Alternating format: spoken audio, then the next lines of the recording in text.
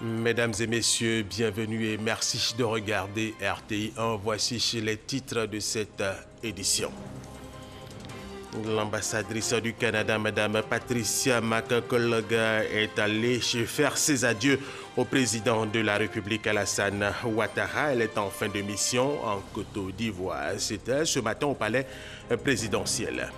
Hier, la Côte d'Ivoire a célébré les 57 ans de son indépendance. La cérémonie officielle marquée par un défilé militaire et une décoration de 30 récipiendaires a eu lieu au palais présidentiel en présence du président de la République, Alassane Ouattara. Mondiaux d'athlétisme en Angleterre, notre compatriote Marie-Josée Talou qui a raté le titre de championne du monde de 100 mètres pour un centième de seconde court aujourd'hui pour les 200 mètres. Voilà, nous vous le disions à l'instant, l'ambassadrice du Canada, Mme Patricia McCulloch, est allée faire ses adieux au président de la République, Alassane Ouattara. Elle est en fin de mission en Côte d'Ivoire et c'était ce matin au palais présidentiel. Hier, la Côte d'Ivoire a célébré les 57 ans de son indépendance. La cérémonie officielle a eu lieu au palais présidentiel en présence du président de la République, Alassane Ouattara. Elle a été marquée par un défilé militaire de l'ensemble des forces ivoiriennes. Nous étions au palais présidentiel avec notre confrère Traoré Mahama. L'important travail de reprise en main de notre armée est plus que jamais nécessaire. À cet égard, nous accorderons une place de choix à la discipline et à la formation de nos soldats pour leur inculquer l'amour de la patrie et un sens civique élevé. Nous investirons encore plus dans l'amélioration des conditions de vie et de travail de nos forces de défense et de sécurité et nous mettrons à leur disposition les équipements nécessaires. Notre armée doit retrouver un esprit de corps et être au service de la nation pour protéger les populations et les institutions. Toutes ces mesures visent à créer une armée véritablement républicaine, réconciliée dans ses différentes composantes, mais aussi avec les populations. En contrepartie de tous ces efforts de la nation, j'attends de la part de nos soldats de la discipline, ainsi qu'un comportement digne et exemplaire. Il fallait rassurer les troupes et le chef suprême des armées, le président de la République, Alassane Ouattara, l'a fait à la veille de la commémoration de la fête de l'indépendance, comme pour rappeler le rôle important des forces de défense et de sécurité dans la consolidation de la nation ivoirienne. Rôle essentiel qui justifie le démarrage de chaque cérémonie officielle du 7 août par une revue des différents corps d'armée par le chef de l'État. Une revue pédestre qui se termine à bord de son commande-car au rythme de 101 coups de canon. Après quoi, le président de la République, Alassane Ouattara, et les convives du palais présidentiel ont rendu les honneurs au drapeau, préalable au cérémonial militaire. Et s'ensuit le défilé des corps constitués, 47 au total cette année. Ils sont issus des écoles de formation militaire et paramilitaire, des forces armées de Côte d'Ivoire, FACI, de la gendarmerie nationale, de la police nationale, des douanes ivoiriennes et des eaux et forêts, avec comme invités les forces françaises. Et cette année, il y a eu la participation d'un détachement de la brigade de surveillance des forêts, la première du genre, et celle du premier bataillon pilote projetable ivoirien dédié aux opérations extérieures comme celle de l'ONU. Cette parade a également enregistré la deuxième participation d'un détachement des affaires maritimes et portuaires. Enfin, les corps d'élite, notamment les forces spéciales, dernier rempart du système de défense et de sécurité nationale.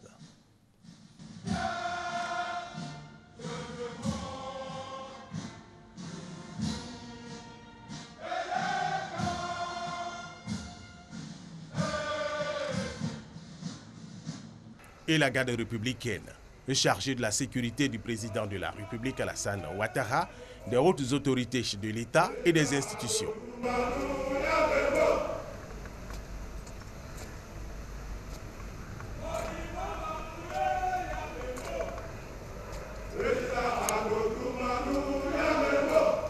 Conformément à la discipline militaire, c'est le commandant des troupes, le général de brigade Sébastien Julien Trikwame, et chef d'état-major de l'armée de terre, qui est venu annoncer la fin de la parade au chef suprême des armées, le président de la République Alassane Ouattara. Le drapeau qui avait annoncé le début du défilé peut enfin se retirer. Plusieurs personnalités ont effectué le déplacement pour assister à cette très belle cérémonie. Nous vous proposons quelques réactions. C'est un anniversaire de la maturité et surtout le premier anniversaire d'une nouvelle constitution. Ce que je vais demander, c'est vraiment un joyeux anniversaire à la Côte d'Ivoire, un anniversaire de développement et surtout de la patience.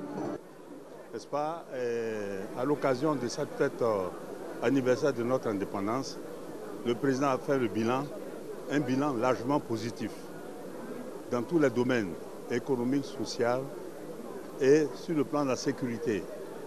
Sur le plan du développement, le bilan est positif et nous sommes heureux de venir, n'est-ce pas, aujourd'hui à la présidence pour fêter. Féliciter pour la meilleure organisation de la Jeux de francophonie. C'était très bien. Je vous souhaite bonne chance, bonne continuation, bon avenir pour tous les Ivoiriens. C'est un bilan positif, mais en même temps, nous disons que la cohésion que nous avons vue au sein de l'armée, et surtout les pas magistraux qui ont été exécutés par l'armée républicaine, je dis que c'est une très bonne chose de cohésion sociale. Et nous exhortons toutes les filles et filles de ce pays d'aller dans ce sens-là. Remercier le président de la République, son Excellence Alassane Ouattara, pour tout le travail abattu. Vous savez, quand il n'y a pas la stabilité, il n'y a pas la paix, nous, les opérateurs économiques, nous ne pourrons pas évoluer. Aujourd'hui, vous êtes là pour le 57e anniversaire de l'indépendance. Beaucoup d'indépendance que vous avez vues. Quels sont vos sentiments? Oui, je crois que la Côte d'Ivoire va de l'avant. On est fiers du travail qui se fait à ce moment. Je souhaite bonne santé à tous les Ivoiriens et bonne réussite à tous les jeunes entrepreneurs. À l'image de notre hymne national qui dit « Fiers Ivoiriens », il est important qu'aujourd'hui, tous les Ivoiriens puissent œuvrer dans cette fierté pour le développement et l'épanouissement de notre pays. C'est toujours un honneur et un privilège, grâce à Dieu, d'être encore présent aujourd'hui et de compter parmi les invités du président de la République pour célébrer la fête de l'indépendance. Les Ivoiriens doivent se dire que plus que jamais, nous devons nous resserrer les coudes pour aller de l'avant, afin que Dieu fasse descendre sur ce pays la rosée de ses bénédictions autour du chef de l'État, autour de ce pays. Je suis venu pour célébrer la fête de l'indépendance de mon pays, la Côte d'Ivoire, et féliciter mes frères ivoiriens pour la fête de 57e indépendance. Et beaucoup de courage pour le président de la République et dans ses activités, aussi ses cabinets et tous les ministres. Félicitations pour cette indépendance et que Dieu garde la Côte d'Ivoire. C'est pour moi un réel plaisir de me tenir ce matin à la présidence afin de célébrer le 57e anniversaire de la Côte d'Ivoire. Alors je souhaite très bonne fête d'indépendance à tous les Ivoiriens. Nous attendons beaucoup et nous le savons capables, raison pour laquelle chaque fois des demandes viennent et nous sommes confiants que d'ici peu de temps, les choses vont s'améliorer. Et jusque-là, nous prions pour la stabilité, la sécurité. C'est un sentiment de joie pour moi, une gloire que je rends à Dieu pour pouvoir assister à cet anniversaire. Je remercie le président de la République de m'avoir invité afin que je puisse assister au 57e anniversaire de l'indépendance de la Côte d'Ivoire. Nous jeunes, nous sommes très heureux parce que tout simplement le discours du président de la République, le 6 août, nous sommes très confiants maintenant. C'est vrai que nous étions confiants, mais encore avec ce discours-là, ce discours de sagesse, ce discours de rassemblement, ce discours d'apaisement, ce discours de la jeunesse surtout, nous sommes heureux. Je remercie le président qui est le symbole de la réconciliation des Ivoiriens en Côte d'Ivoire. Je le félicite. Je souhaite qu'il fasse encore plus pour la réconciliation et la paix en Côte d'Ivoire. C'est la fête, tous les Ivoiriens sont contents. Nous remercions le président Alassane Ouattara. Vive la Côte d'Ivoire, le progrès est toujours progrès. C'est la première célébration de la fête de l'indépendance au niveau de la 3e République. Et donc c'est une fierté pour nous d'être là, tous tout ce que nous pouvons dire aujourd'hui, c'est de garder espoir. Nous avons un président qui travaille et la population, nous en tant que jeunes, devons l'aider à construire cet Ivoirien nouveau dont le pays a besoin. Cette célébration officielle des 57 ans d'indépendance de la Côte d'Ivoire a été aussi marquée par une cérémonie civile au cours de laquelle 30 récipiendaires ont été décorés. Témoin pour RTI1, Viviane Aïmer. Comme pour les précédentes éditions, cette célébration du 57e anniversaire de l'indépendance nationale a enregistré une belle affluence sur l'esplanade du palais présidentiel. C'est la Côte d'Ivoire dans toutes ses composantes qui était là pour commémorer cette grande date de l'histoire nationale. Le président de la République en premier, avec à son côté son épouse, la première dame de Côte d'Ivoire, les présidents des grandes institutions de la République, les représentants des missions diplomatiques et institutions internationales, autorités politiques et administratives, autorités coutumières, chefs religieux, chefs d'entreprise, travailleurs, paysans, artistes. En somme, une diversité saluée de tout temps comme un facteur du dynamisme national. Et c'est pourquoi la célébration de la fête d'indépendance est chaque année aussi l'occasion d'honorer au cours d'une cérémonie civile les compétences individuelles issues de cette diversité. Ouvrant cette année la cérémonie civile, la grande chancelière Henriette Dagri-Diabaté a lancé un cri de cœur à l'endroit de la classe politique ivoirienne face au contexte actuel de tension. La Côte d'Ivoire, notre bien commun, est bien plus important que chacun et chacune de nous. Il faut savoir la protéger. Souvenons-nous, nous avons eu du mal à nous relancer après le décès du président Félix Houphouët-Boigny. Souvenons-nous, notre transition démocratique s'est terminée en une crise post-électorale dramatique. Que ferons-nous après 2020? Et d'ores et déjà, que faisons-nous aujourd'hui, en 2017? Cette question s'adresse à l'ensemble de la classe politique, à tous les partenaires sociaux et au-delà, à tous les citoyens. De grâce, épargnons-nous une autre crise. Suivons la voie de l'union, de la discipline et du travail. Elle nous conduira forcément à la paix et à la prospérité. Ce sont 30 personnalités qui ont été décorées sur l'esplanade du palais présidentiel. 10 d'entre elles ont reçu le collier de commandeur dans l'ordre national et les félicitations du président de la République et la première dame. Les 20 autres récipiendaires, dont l'artiste chorégraphe Georges Monboy, ont reçu la médaille d'officier dans l'ordre national, félicités à leur tour par le président de la République et la première dame. C'est au nom de tous que Georges Monboy a remercié le président de la République Alassane Ouattara, tout en lui exprimant sa reconnaissance pour le travail abattu à la tête du pays. Ce matin, une trentaine de personnalités et de modestes citoyens auxquels la nation reconnaît à divers titres l'insigne honneur d'une distinction dans l'ordre national.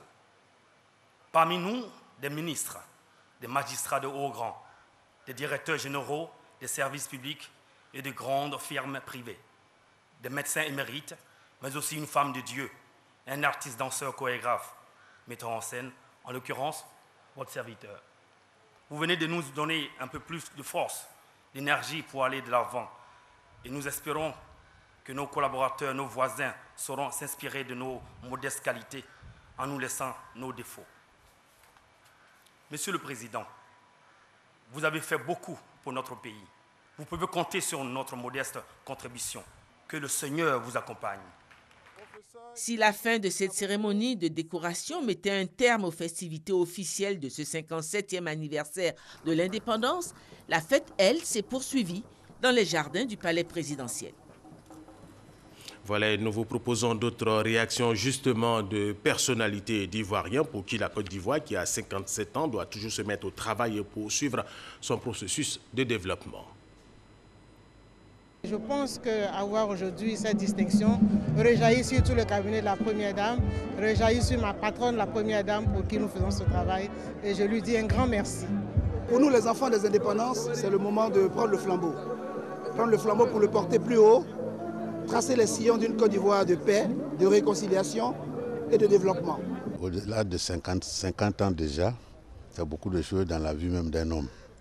Mais pour un État, ce n'est pas grand-chose. Mais les amorces de l'assise de la Côte d'Ivoire sont déjà sur place. Tous les fondements sont sur place.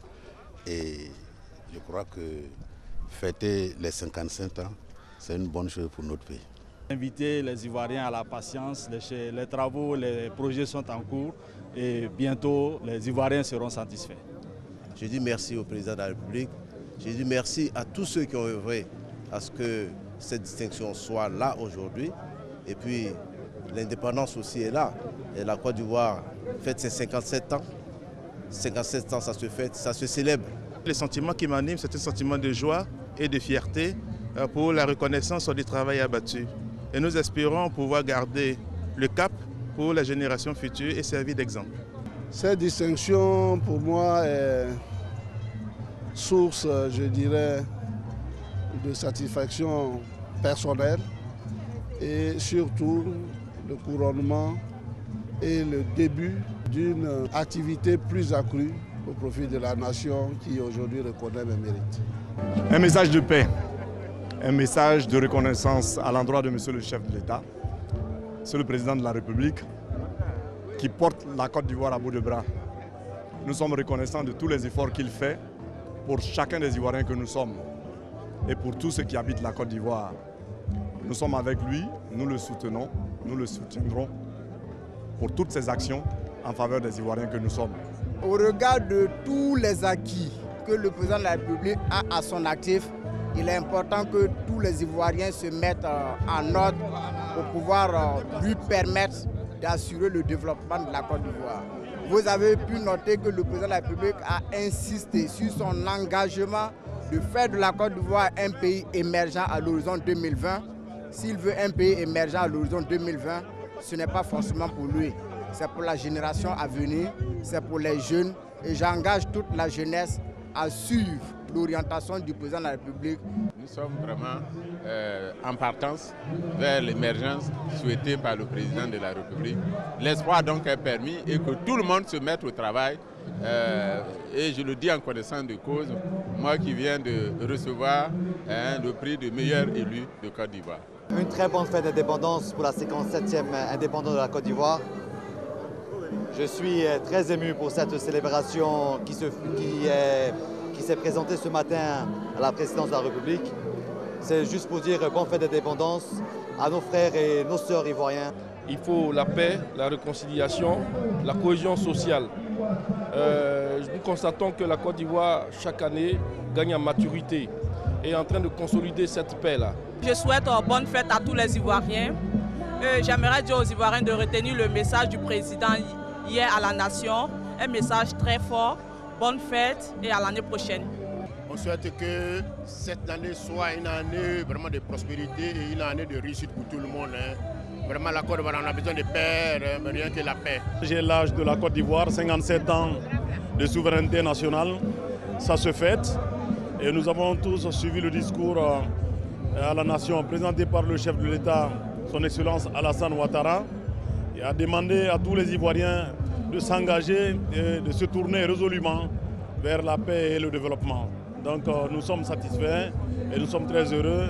Nous prions le bon Dieu pour que le pays puisse prospérer davantage dans la paix, dans l'amour. Comme lui-même l'a dit dans son discours hier, dans l'union, ensemble nous pouvons faire beaucoup de choses. C'est pour cela que nous demandons au Dieu Tout-Puissant de l'assister, de lui donner l'intelligence et la sagesse afin que la Côte d'Ivoire encore puisse prospérer davantage.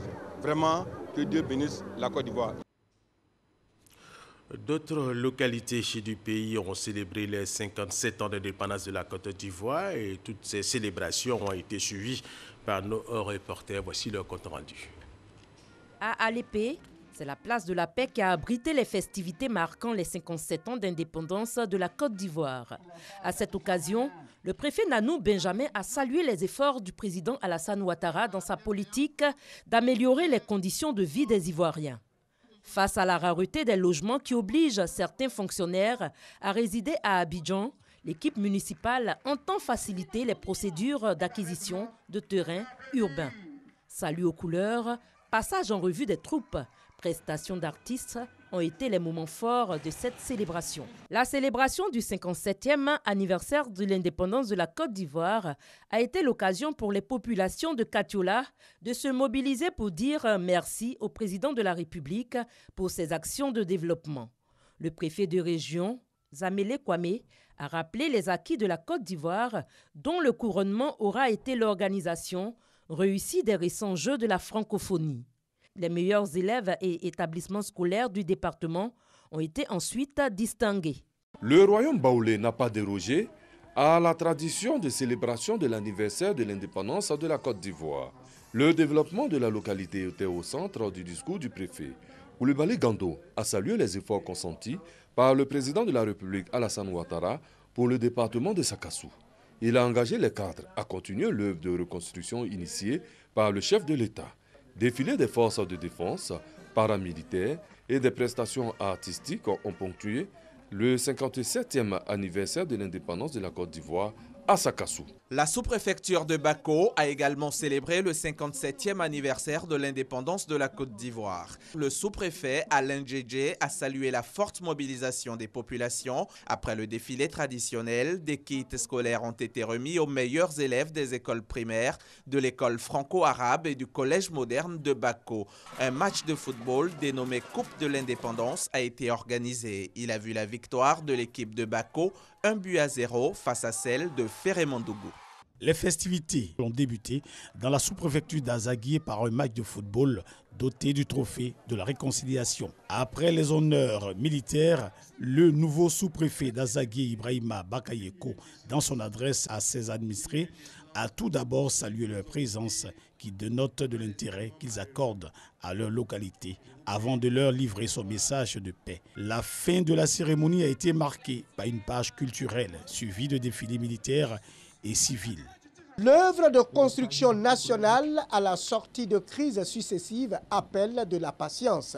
C'est pourquoi il est nécessaire de maintenir un climat de paix durable préalable à tout développement, a dit Dossan Kouakou René, préfet du département de Didiéville à l'occasion de la fête commémorant le 57e anniversaire de la Côte d'Ivoire à l'indépendance. L'autorité préfectorale s'est réjouie de la mise en route du projet pôle agro-industriel du Bélier qui offre de nouvelles opportunités agricoles. Elle est tout à fait autre chose et cette information, sachez que les épreuves orales du BTS, le brevet de technicien supérieur, débutent ce mardi sur l'ensemble du territoire national. Nous y reviendrons dans nos prochaines éditions. La direction des écoles, lycées et collèges a organisé une journée de réflexion et de promotion de l'école inclusive. Cette journée a été l'occasion pour cette direction de présenter les résultats de la première expérience de l'école inclusive. Plus de détails avec Frédéric Oulaï et Abou Sadogo. Les enfants sourds-muets de la première promotion de l'expérience du projet de l'école inclusive et leurs encadreurs célébrés pour les résultats obtenus aux différents examens à grand tirage. Il s'agit de faire en sorte que la politique de scolarisation obligatoire ait un sens véritable. Tous les enfants qui sont en âge d'aller à l'école, quel que soit leur statut, qu'ils soient porteurs de handicap ou pas, qu'ils puissent aller à l'école. À ce jour, nous avons 80 enfants malentendants qui sont répartis dans une dizaine d'écoles sur tout l'ensemble du pays.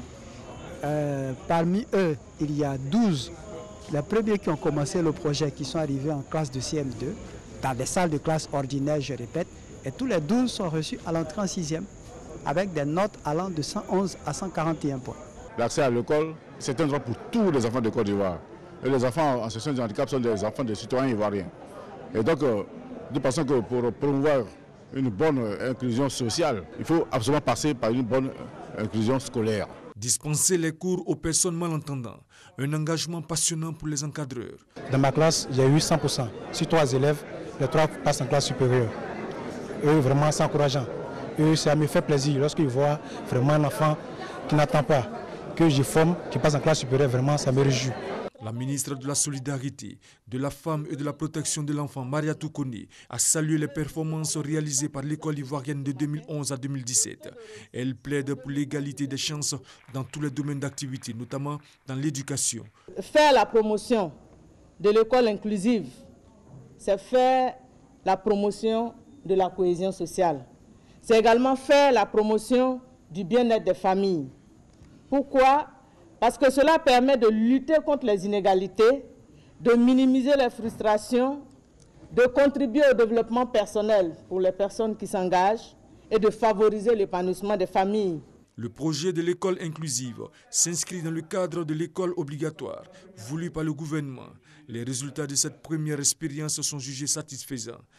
Dans la mise en œuvre de la politique de scolarisation obligatoire, le ministère de l'Éducation nationale, de l'enseignement technique et de la formation professionnelle a opté pour l'expérience de l'école inclusive qui consiste à intégrer dans des écoles ordinaires les enfants vivant avec un handicap. Nos 12 premiers candidats sont tous admis au CEPE et seront affectés dès la rentrée prochaine au lycée moderne d'Andokwa, au sein duquel il y a déjà une cellule technique d'encadrement prête à les accueillir et à les aider. Selon les statistiques des organisations internationales, 48 000 enfants en situation de handicap sont hors des salles de classe en Afrique. L'UNICEF exhorte les communautés nationales à promouvoir l'éducation de cette tranche de la population.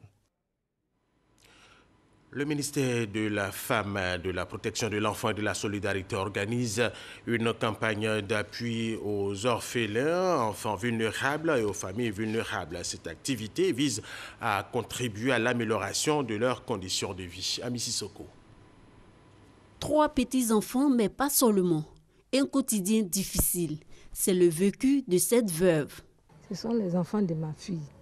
Leur papa s'est envolé derrière l'eau, sans nous mettre au courant. La maman ne fait rien, donc ils sont à ma disposition. J'ai les problèmes de nourriture, problèmes de soins. Comme la famille de Marie, elles sont nombreuses les familles vulnérables. Pour améliorer leurs conditions de vie, l'État crée en 2003 le programme de prise en charge des orphelins et enfants vulnérables, PNOEV. Pour sa mise en œuvre, les centres sociaux sont sollicités.